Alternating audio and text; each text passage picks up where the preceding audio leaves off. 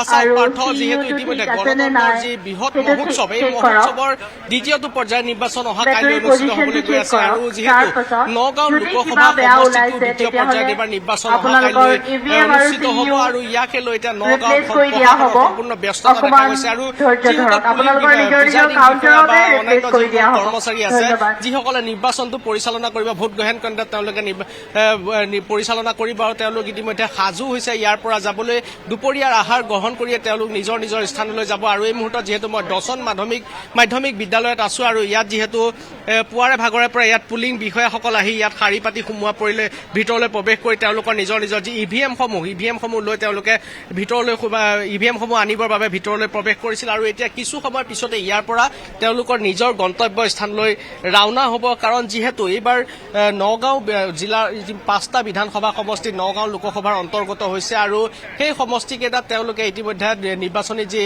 vote গ্ৰহণ প্ৰক্ৰিয়া সেই ভোট গ্ৰহণ প্ৰক্ৰিয়াত তেওঁলোকে চলাব গতিকে যিসকল প্ৰিজাইডিং বিষয়া বা নিৰ্বাচনৰ যিসকলে পৰিচালনা কৰাৰ দায়িত্বত আছে তেওঁলোক ইয়াৰ পৰা যাবলৈ সাজু হৈছে দুপৰীয়াৰ আহাৰ গ্ৰহণ কৰাৰ পিছতেই তেওঁলোকে ইয়াৰ পৰা নিজৰ স্থানলৈ যাব যিহেতু নগাঁও বটদ্ৰৱা ধিং ৰূপহীহাট চামগুৰিকে ধৰি মুঠ 8টা সমষ্টি এইবাৰ নগাঁও লোকসভাৰ অন্তৰ্গত হৈছে আৰু নগাঁও লোকসভাৰ মুঠ ভোটাৰৰ সংখ্যা হৈছে 18,17,204টা আৰু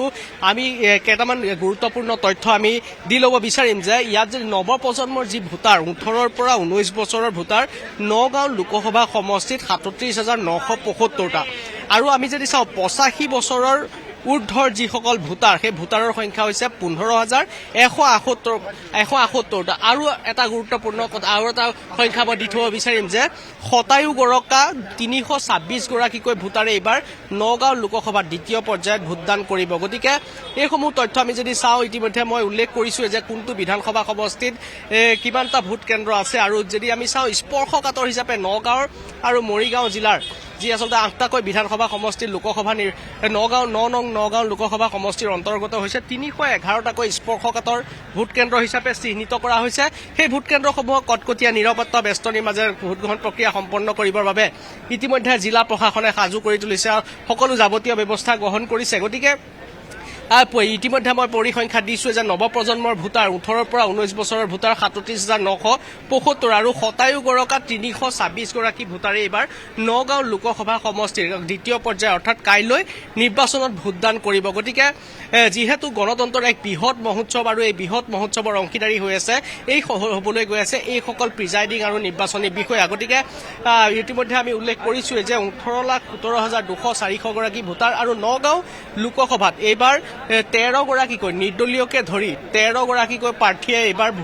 এইবাৰ তেওঁলোকৰ ভাগ্য ইভিএমত বন্দী হ'ব অহা কাইলৈ ইভিএমত বন্দী হ'ব আৰু ইয়াৰ যি নগাঁও লোকসভা সমষ্টি যিটো আদৰ্শ ভোট কেন্দ্ৰ বুলি আমি যদি ক'বলৈ যাওঁ তেনেহ'লে 42টা নগাঁও জিলাত 42টা ভোট কেন্দ্ৰ মহিলাৰ দ্বাৰা পৰিচালিত হ'ব আদৰ্শ ভোট কেন্দ্ৰ হিচাপে চিহ্নিত হৈছে আৰু মহিলাৰ দ্বাৰা পৰিচালিত কৰা হ'ব 311টাকৈ স্পৰ্শকাতৰ ভোট কেন্দ্ৰ হিচাপে ইতিমধ্যে স্পৰ্শকাতৰ ভোট কেন্দ্ৰ আৰু এই যি 311টা স্পৰ্শকাতৰ ভোট কেন্দ্ৰ তাত প্ৰশাসনৰ যে আচলতে নিৰাপত্তা কটকটীয়া নিৰাপত্তা বেষ্টনী গঢ়ি তোলা হৈছে যাতে ভোটদান কৰোঁতে কোনো ধৰণৰ অপ্ৰীতিকৰ পৰিস্থিতিৰ সৃষ্টি নহয় বা কোনেও যাতে হুলস্থুলীয়া পৰিৱেশৰ সৃষ্টি কৰিব নোৱাৰে তাৰ বাবে ইতিমধ্যে যাৱতীয় ব্যৱস্থা গ্ৰহণ কৰিছে গতিকে যে প্ৰিজাইডিং বিষয়া বা নিৰ্বাচনী বিষয়াসকলো আছে মই কথা পাতিম ক'ত যাব ক'ত কৰিছে আপোনালোকে আমি ৰূপহীয়াত ভগামুখত কৰিছে আৰু গণতন্ত্ৰৰ এক বৃহৎ মহোৎসৱৰ অংশীদাৰিত্ব হ'বলৈ গৈ আছে আপোনালোক কেনেকুৱা লাগিছে না ভাল লাগিছে হয়তো আমি দায়িত্ব পালন কৰি পাই নিজকে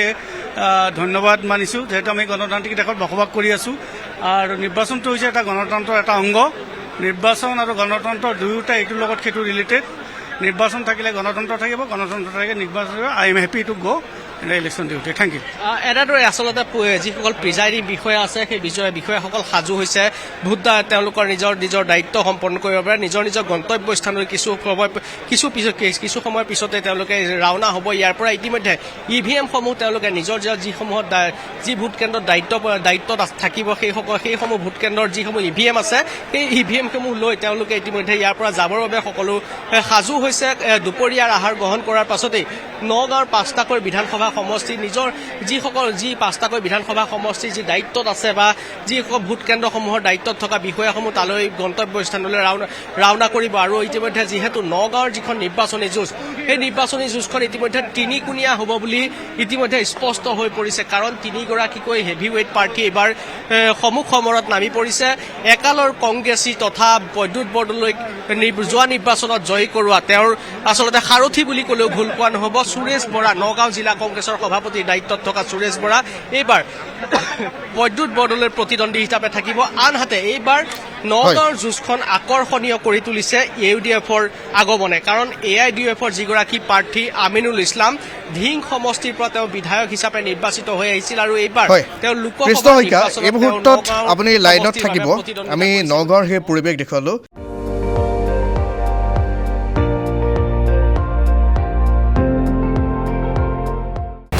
আপুনি চাই আছে ND24,